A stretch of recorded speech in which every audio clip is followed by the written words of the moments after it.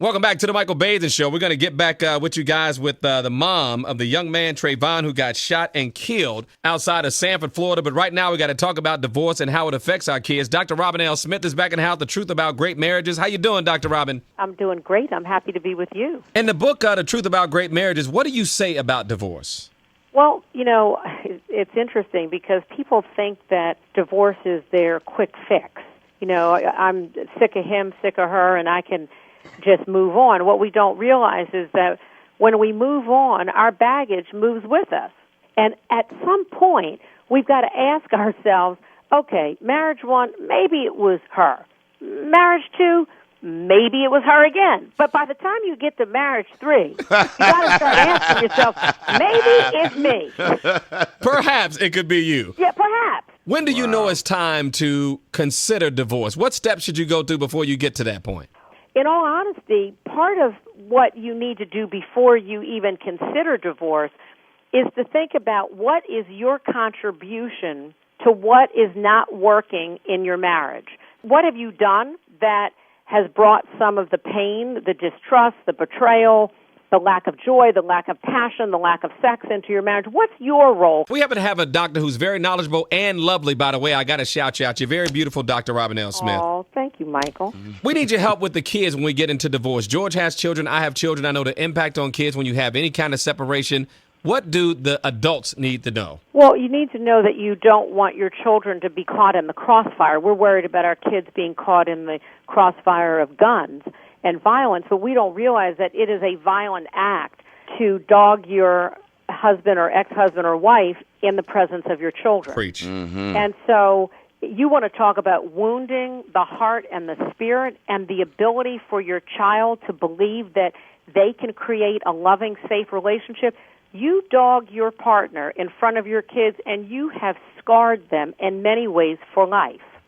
We harm our kids by bringing them into the middle of a mess that they didn't create, they didn't ask to be a part of, and they should not be the negotiators. They shouldn't be the things that we use to kind of play against our partner. I'm not going to let you see him. If you're dating that woman, I'm not going to let you do that. So we want to take our kids out of the middle of the crossfire and out of the middle of stuff that is not theirs to be a part of. I wanted to talk about starting over. How difficult is it after divorce, people who've been together for years, to start over? Well, and what do we mean when we say start over? I mean, it's difficult because we're bringing wounds and pains, financial disaster at times, but hurt and heartache and blame. And so part of what makes starting over more difficult is to blame someone else and not take responsibility for the role that you've played. I mean, it just wears us out to always be throwing back and staying stuck in the past. And so part of starting over is to figure out, what did I learn? I want everyone to think about this and be able to answer this question. What did I learn about me from that marriage that did not work?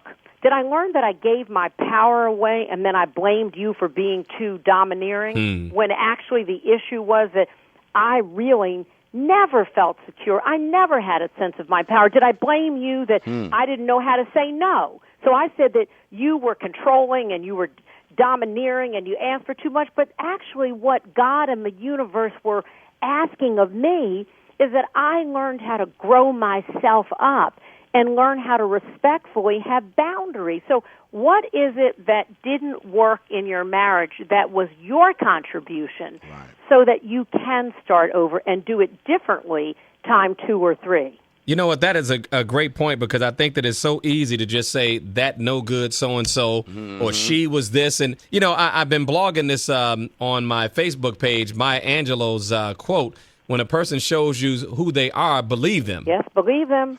And can you elaborate on that, Doc? Well, I can. And I would also add something to that, which is that when we show ourselves who we are, believe that as well. So it's not only believe who somebody else is, but let me believe who I am. So what she really was talking about is that when someone reveals themselves to be something that you don't like, and then you want to start rewriting the script. I talk about in Lies at the Altar that if somebody has an amputated limb, you wouldn't marry them and say, well, I'm a hope that their limb will grow back.